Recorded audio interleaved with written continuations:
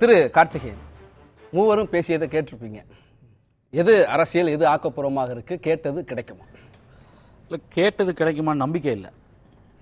அது கட்சிக்கு அப்பாற்பட்டு, நான் அது திமுக கூட அதிமுகலாம் பேச விரும்பல. தமிழ்நாட்டில் இருந்து வைத்த கோரிக்கை நான் நம்பர் மட்டும் சொல்கிறேன். வருதா அப்போ ஏறக்குறைய 22,600 கோடி ஏதோ அதிமுக ஆட்சி தான், அது ஆட்சியை பற்றி விட்டுருங்க. தமிழ்நாடு சார்பாக, தமிழ்நாடு அரசின் சார்பாக கோரிக்கை வைக்கப்பட்டது. கிடைச்சது வந்து 260 கோடி. யார் 22,600 கேட்டதற்கு. ஒக்கி புயல் ஃப்ளட்டுக்கு வந்த மொத்த அமௌண்ட் அது நான் சொல்கிறது. அதாவது ஒக்கி புயலுக்கு வந்து 9,700 கோடி ஏதோ கேட்டாங்க, 133 கோடி கிடைத்தது.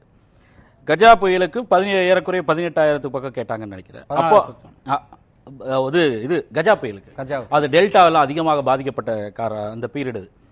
அப்போது அதுக்கு கிடைச்சது 1,100, அதுதான் அதிகபட்சமாக 1,100 கோடி சொச்சம் கிடச்சிது.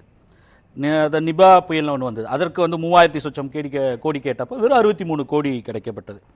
இப்போ இந்த முறை கூட அவர்கள் இப்போ ஒதுக்கி இருக்கிறது வந்து அவர் சொன்னது போல் வந்து எஸ்டிஆர்எஃப்ன்றது வந்து டிசாஸ்டர் மேனேஜ்மெண்ட் ஆக்ட் 2005ல் 48 இருக்குது. அதன்படி வந்து நீங்கள் ஒவ்வொரு ஆண்டும் வந்து ஒவ்வொரு மாநிலத்துக்கும் 2 ஈக்குவல் ப்ரொபோர்ஷன்ஸாக 2 சமமான தவணையாக ஒவ்வொரு மாநிலத்துக்கும் கொடுக்கணும். அது இமாலயன் மவுண்டன்லையும் இந்த வடகிழக்கு வர்ற பகுதிகளை தாண்டி அவர்களுக்கு மட்டும் 90%, மித்த எல்லா மாநிலங்களுக்கும் 75% ஒன்றிய அரசு தான் கொடுக்கணும். அதன் ஒரு பகுதி தான் இந்த 450 கோடி டிசம்பர் கொடுத்தது. அந்த இன்ஸ்டால்மெண்ட் தான் வந்துச்சு. வெள்ளத்துக்கு இது வரைக்கும் கொடுக்கல. வெள்ளைக்கு எல்லாத்துக்கும் கேட்பாங்களா அப்படின்னா இவங்க 2 பேரும் அவர்கள் அரசியல் பேசுகிறார்கள், திரு சரவணனோ சத்யநாதோ, அது வேற விஷயம். வேற யார் கொடுக்கறது? அது வந்து பினான்ஸ் கமிஷனுடைய 15வது நிதிக்குழுவின் உத்தரவின் பேரில், அதோடைய பரிந்துரையின் பேரில் கொடுக்கப்படுகிற தொகை. அது வேற யார்கிட்ட போய் கேட்கறது? உங்ககிட்ட கேட்காம அது என்ன சும்மா ஒன்றிய அரசின் தனியாக ஏதாவது எங்காவது சம்பாரிச்சுட்டு வெளிநாட்டில் போய் சம்பாரிச்சுட்டு வந்து கொடுக்குதா? இல்லை, மாநிலத்திலிருந்து வரி வருவாய் பெற்று அதில் பகிர்ந்தளிக்கக்கூடியது தானே இதெல்லாமே. அதைத்தானே மாநிலம் கேட்குது. அது எடப்பாடி கேட்டா என்ன, ஜெயலலிதா கேட்டா என்ன, ஸ்டாலின் கேட்டா என்ன, எல்லாமே மாநிலம், தமிழ்நாடுன்ற மாநிலம் கேட்குது. அதற்கு நீங்கள் கொடுக்க வேண்டிய தொகையை கொடுக்க சொன்னால், நீங்கள் சொன்னாங்களே குஜராத்துக்கு 2 நாட்கள் 1000 கோடி அலோகேட் ஆச்சு. அதே போல சமயத்தில் தான் தமிழ்நாட்டில் வந்து பெரிய ஒரு புயல் வந்தது, கேரளாவிலும் அந்த சமயத்தில் வந்தது. 2 மாநிலத்திலும் கேட்ட தொகை கிடைச்சதா? 10% கூட கொடுக்கல, 1% கொடுத்தீங்க, 2% கொடுத்தீங்க. இதுதான் நடந்தது. அதைத்தான் எல்லாரும் கேட்குறாங்க. 2021-22 நிதியாண்டில் ஆரம்பித்து 2025-26 நிதியாண்டு வரைக்கும் 1,28,000 கோடி நிதிக்குழுவின் பரிந்துரையின் அடிப்படையில். அதற்கு 90,000 கோடி வந்து 98,000 கோடியை வந்து ஒன்றிய அரசு கொடுக்கணும். அது இதுவரை வந்து இந்த ஜூலை வரை 42,000 கோடி மட்டும்தான் வந்து அலோகேட்டே ஆயிருக்கு, எல்லா மாநிலத்துக்கும் சேர்த்தி. பாதி கூட கொடுக்கப்படல. இன்னும் 2 நிதியாண்டுகளில் மிச்சம் வந்து 48,000 கோடி யார் கொடுக்க போறாங்க? இவங்க இந்த ஒன்றிய அரசு கொடுக்கணும். ஏன் கொடுக்கல? அது எல்லா இயற்கை சீரடர்களுக்கும் வரும், பேரிடர்களுக்கும் வரும். அது வந்து வெள்ளமாக இருக்கலாம், புயலாக இருக்கலாம், இல்லை எர்த்குவேக்காக இருக்கலாம், பூகம்பம் எதுவாக இருந்தாலும் கொடுக்கணும். ஏன் நிதி கொடுப்பதிலேயே இவ்வளோ ஒரு தர்ம சங்கடம் இல்லை சங்கடம் ஒன்றிய அரசுக்கு? குஜராத்துக்கு மட்டும் 2 நாளில் 1000 கொடுக்க முடியுது, 1000 கோடி கொடுக்க முடியுது. தமிழ்நாட்டிற்கு வந்தால் மட்டும் வந்து 260 கோடி, 133 கோடி, 63 கோடி பார்த்துருக்காங்க. ஒரு அசஸ்மெண்ட்லாம் முடிஞ்சு அனலைஸ் பண்ணி தானே கொடுக்க முடியும். அவங்க வர்றாங்கல்ல, அப்புறம் இந்த கவர்னருக்கு என்ன வேலை? இவர் வாங்கி கொடுக்குறாங்கன்றாங்க. அந்த ஒன்றிய அரசுலேருந்து ஒரு டீம் வந்து என்டிஎம்ஏயோட அட்வைசர் தலைமையில் ஒரு இன்டர் மினிஸ்டீரியல் கமிட்டி, பல்வேறு துறைகள் சார்ந்த ஒரு குழு வந்தது. அது எந்த முதலமைச்சராக இருந்தாலும் சரி, ஒரு மாநிலத்திற்கு அவங்க தான் ஆய்வுக்கு வருவாங்க.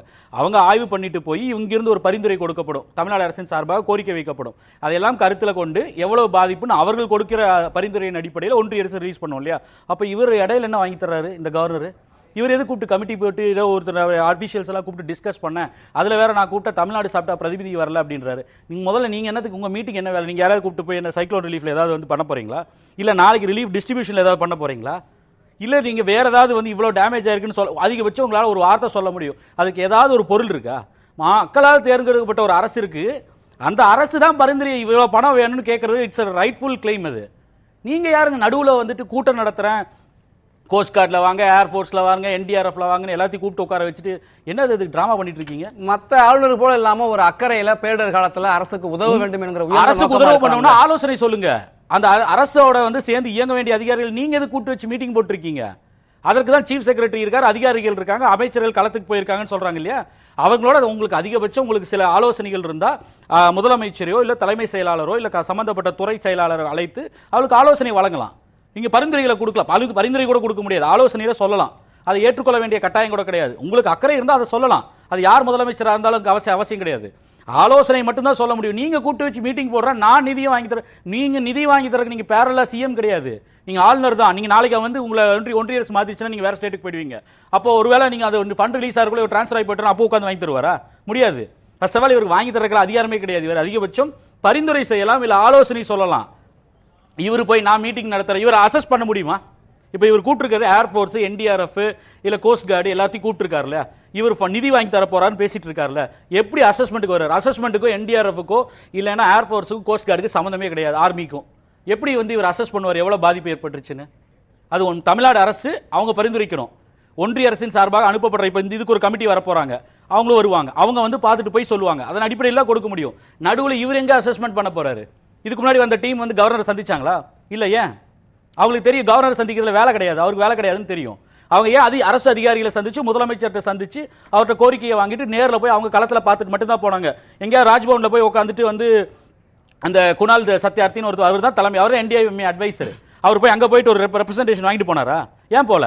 ஏன்னா அவருக்கு நன்றாக தெரியும் ஆளுநருக்கு அங்கே வேலை கிடையாதுன்னு. அப்ப என்ன நோக்கமா இருக்குங்கிறீங்க? நீ இதில் இந்த நேரத்தில் கூட கேவலமான அரசியல் செய்ய நினைக்கிறது தான் ஆளுநருடைய தவறு. எதிர்க்கட்சி தலைவர் விமர்சனம் செய்கிறார் அரசுடைய செயல்பாடு. ஆளும் அரசு வந்து அந்த கட்சியை சார்ந்தவர்கள் இவ்வளவு பேர் களத்தில் இருக்காங்கன்னு சொல்றாங்க, அது அரசியல் செய்யறாங்கன்னு அது வேற. உங்களுக்கு என்ன வேலை நடுவுல? பேசலாம்.